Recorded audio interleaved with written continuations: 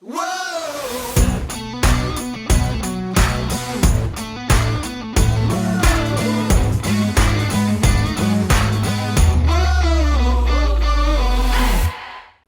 to the What's Our Verdict podcast, where we fashion ourselves cinematic Judge and Jury. Actually, it's television Judge and Jury this time, so we appreciate that. I'm here with my name's JJ Crowder.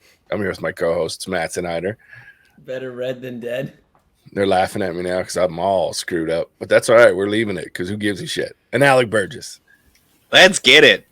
Yeah, we're here to talk about Miss Marvel, season 1, episode 4. Next in line of our television. God, we do a lot of television, fellas.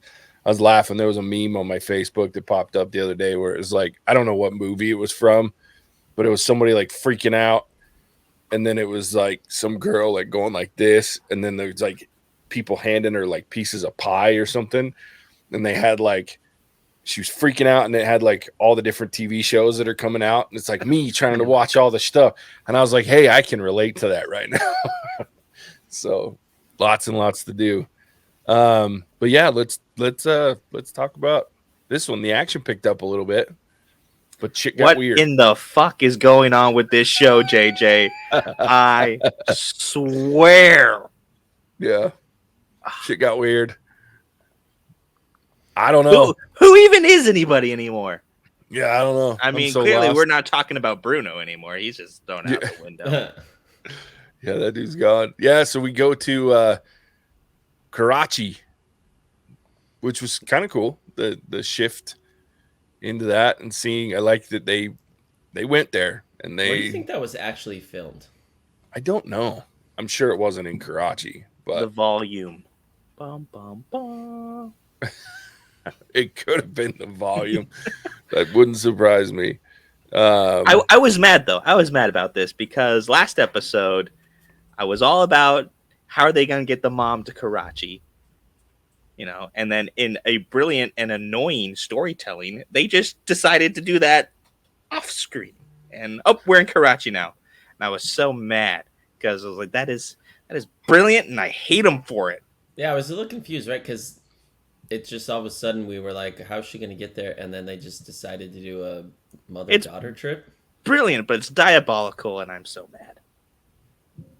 Yeah, I mean, yeah, they went there. And it was funny because, like, it doesn't surprise me with the family dynamic that they've shown so far in the show that grandma says, get your ass to Karachi, and mom goes, this is bullshit, but let's go. Grandma said we gotta go, so we're going. It was completely and utterly plausible to me that, and they did it so brilliantly in the airplane trip with this poor bastard that was stuck between the two of them. Because I was like, that's exactly how that would go. You know what I mean? Like this strained relationship with mother and daughter would have some poor sap just stuck right between the two of them. Well, the funny thing is because they had to buy their tickets, right? So they bought the window and the aisle, knowing that someone would have to sit between them. Yeah, or it was already so bought, funny. but no one outright buys just the middle seat unless they have like crap heat. Yeah, no. Yeah, but I like that dude roasted her with her napping pillow, even though we all know. How old is she? She like 15? 16, she's gonna make 16 because she's learning to drive. But she's still got a stuffed license. Animal. Yeah, that's a problem. I'd be making fun of her too. Everyone's made fun of her. Her brother, the fuck, random Mattson? guy. I'm 28 and I got a stuffed animal.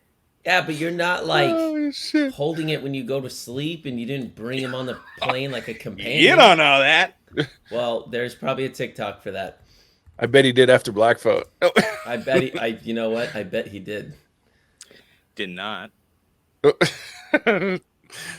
No, I thought it was pretty funny that throughout the episode she got roasted for the sloth. And the sloth is for her YouTube channel that we saw in the first episode, but I thought it was pretty hilarious that she took it's a napping pillow. It has wings. Like how can that be comfortable? Yeah. I don't know, but apparently it was. Yeah, it worked for her. It was cute. It's wholesome show, man. So this secret society, that's the Red Dagger. Mm-hmm. is that just how you make a secret society? You just add red in front of whatever you want? Well, I mean, sure, but that's not actually in the comics. The Red Dagger is not a society; it's an actual character, and they did a good job. This kid that's the Red Dagger in this episode looks just like his comic counterpart, but they didn't. It wasn't a society in the comics. It was just one guy. There's this kid, and he was from Pakistan, but he lived in Jersey, so they met and become friends in Jersey because he moved there from Pakistan. So I'm assuming that we're seeing the setup for Miss Marvel that Red Dagger is going to be very similar. My guess is now that this mentor, something or other, I forgot his name and I feel bad about it because he was pretty cool, is dead, that he'll move to the States when Kamala goes back. But yeah, because I really enjoyed that part. One of my biggest beefs with kind of newer shows and where they're going, and it was one of my biggest beefs with the sequel Star Wars that I got the poster behind me for, was that apparently training doesn't matter anymore. Yeah. And I love that they put in, even though it was only like a 30-second clip, because that's all I need, right? I don't need the whole experience from start to finish. Just show me that somebody is teaching this hero how to do something that they don't know how to use. Yeah. And I loved it because he's in there. He's like, hey, this is what you do. This is how you use this thing. You know, we'll help you out. And it's using her stuff. You got to go back, Alec. You broke up there. Are you kidding me? So, no. So where you said, we'll teach you how to use this stuff. That's pretty much it. We'll teach you how to use this stuff and then shows her how to use it. Yeah. So now I'm okay believing that she actually understands her powers. Do you think all superheroes can be this unathletic and still be this successful in a fighting scene? Makes you wonder. I mean, yeah, it's my one, if I had a gripe with this show, because I do enjoy this show, is that she seems so really comfortable in the middle of a fight scene or a battle that I'm like, you're just an awkward teenager from Jersey. When she throws that dagger back. Now that made me laugh. That one I was like, thank God they made her look like, she just didn't throw it back perfectly. Well, yeah, but then you're like, if she's doing that, then like, thank goodness for these crazy hands and this band that blocks her and protect. I don't know. That's my only gripe is she doesn't instill confidence in me as a superhero when if she's gonna fight some overarching bad guy later in a movie connected to Captain Marvel. I'm like, she's a liability at best. Yeah. My guess is that there's something that's, now that she's in 1947 Karachi or whatever time frame that's going to be during the partition, that she'll meet Aisha, great grandma Aisha, and my guess is the reason that she's so good in a fight with the bands and the powers is that there's some sort of help that the band is giving to help her be like more handicap. Yeah, sure. That there becomes an instinctual piece of that.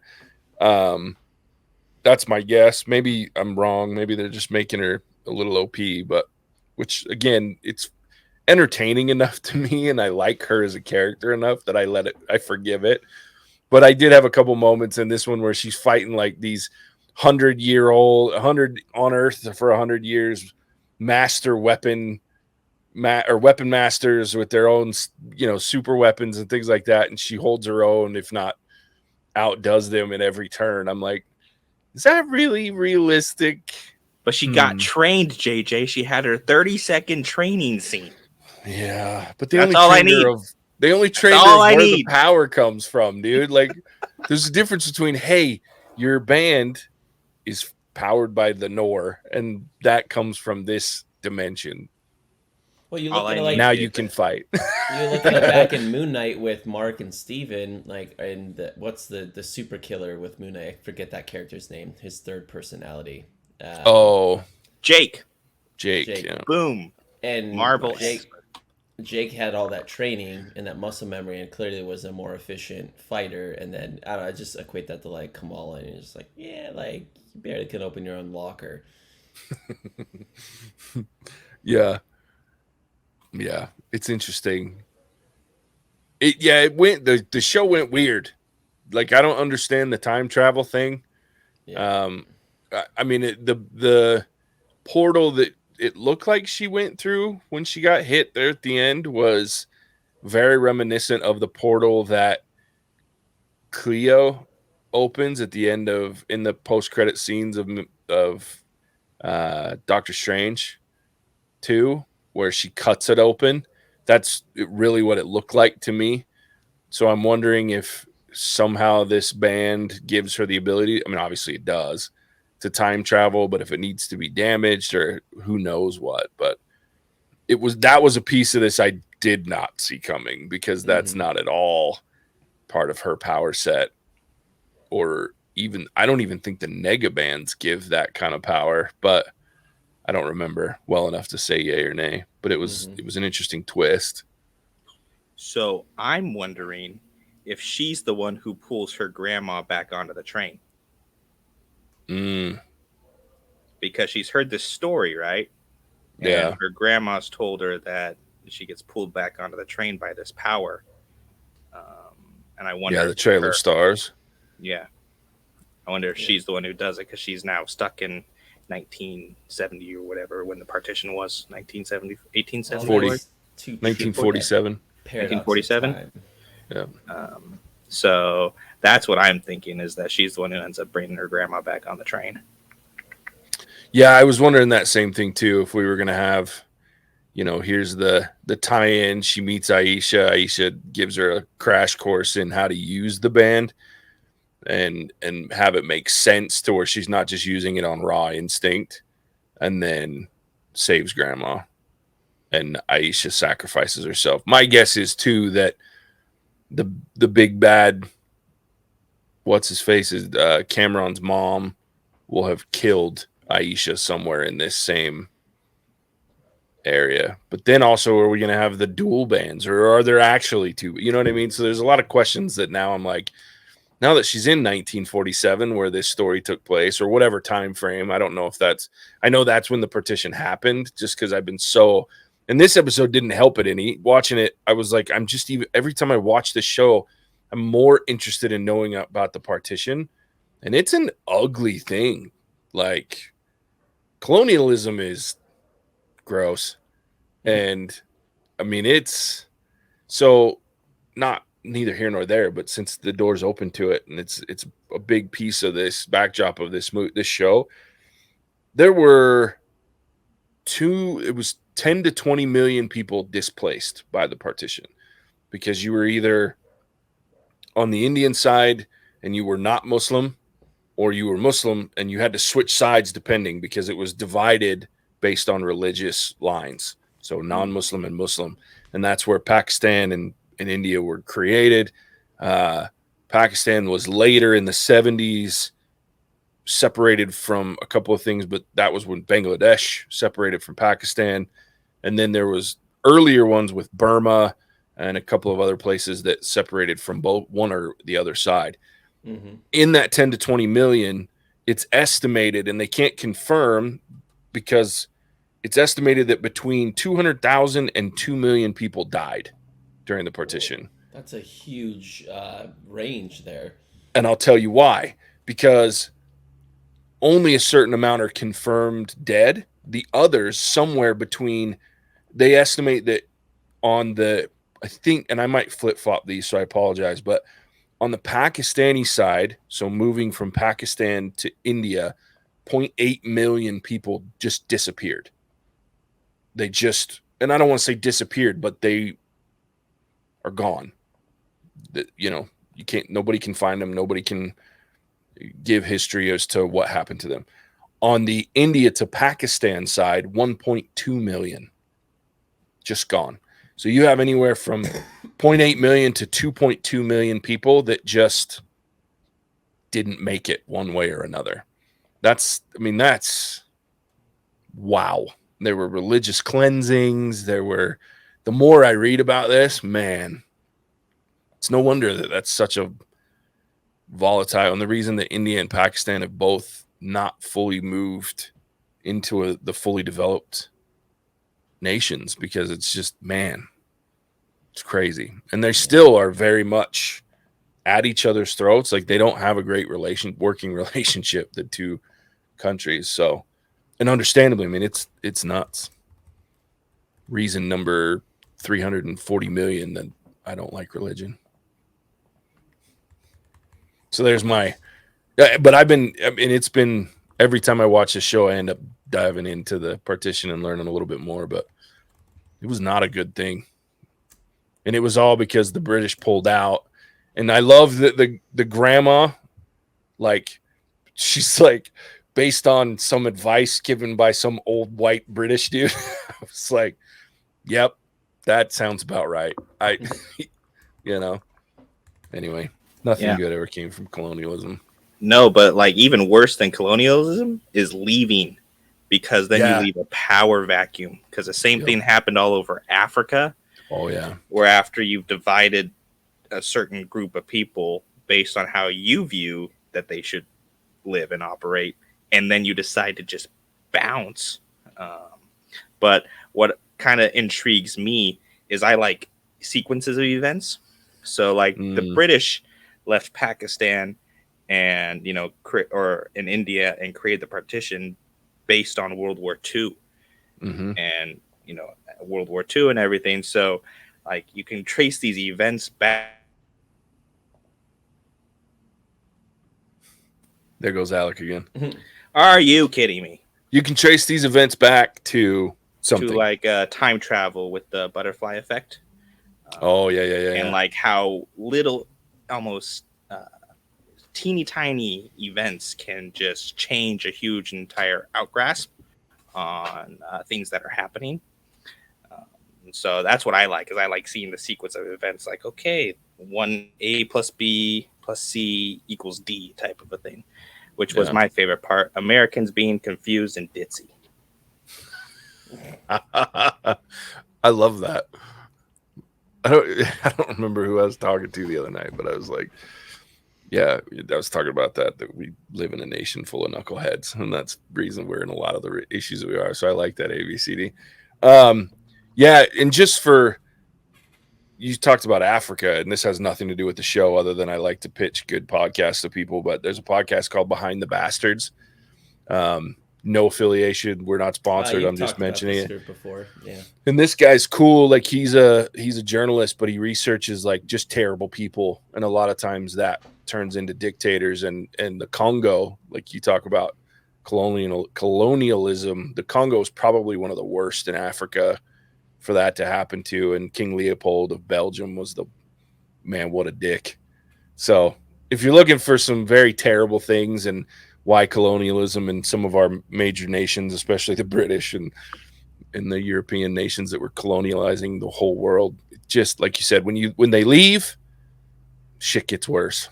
So anyway, Miss Marvel, I did like that there were it looked like deaths in this show. Like, hopefully, I mean, we don't actually see them not stop breathing. There's no pulse checking going on in the middle of that fight. But closed, never open when they get stabbed. Yeah, but always sleeping. Yeah, exactly. But you never know in superhero shows and movies. So I mean, they may have some, but they all seem human to me. So the guy from the red daggers goes down saving Kamala, and then like half of what's his face, Cameron's mom's crew's down. The only dude that might have got away from him is the dude that got hit by the giant bus, but that looked like he was toast too. But there was the guy that got stabbed with the daggers. There was a guy that the other kid took down. I think she's missing some gin all of a sudden, or clandestine, whichever one you want to go with. So but I'm intrigued. I hope they stay that way. I think that's a good change from a lot of what we watch in these shows. Is there is damage to these battles, but I don't know. This episode was just uneventful for me. I didn't have the family dynamic, and I didn't. what's his name's Bruno, right? We don't talk about him. I don't know. I just didn't. It's funny, all the action and whatnot. I just felt this episode was kind of meh, and I wasn't as involved as I've been before. Interesting. Yeah, I think it was my favorite. I love the part with the grandma or the mom when they're trying to chew on the 18-year-old toffee pieces. How do you eat this? After she lectured her mom. You find a way with that Halloween candy that's old when you were a kid. It didn't matter how, by hook or by crook, you'd be getting that candy down. That's right. But yeah, I'm very intrigued on this whole reconciliation between the moms and daughters in the show. Like, I enjoyed that moment too. I liked the little peaceful moment that she had, like the normal life moment where she's sitting there eating the food out of the bag, and she was struggling with hot food. I love that they were making fun of her through the whole episode because she's obviously an Americanized Pakistani, because boy, she couldn't handle the heat. So I just thought there were cute moments, and it was an interesting show, but there was much more action. But we are in a weird place with the time travel thing, so we'll see how that goes. Any final thoughts, Alec? I like it. So for the first time, I like this episode. I mean, I have my own problems with it, and it's, you know, me being nitpicky. Sure. But the sensei or whatever guy for the Red Dagger, like, he straight up, you know, knocked all the clandestines down after being surprised, and then apparently he lost all of his fighting skills as soon as they left his dojo. Yeah, that's fair. But, you know, plot armor, move the plot along. He's got to die, apparently. Yep. But I had fun. You know, now she's stuck in 1947.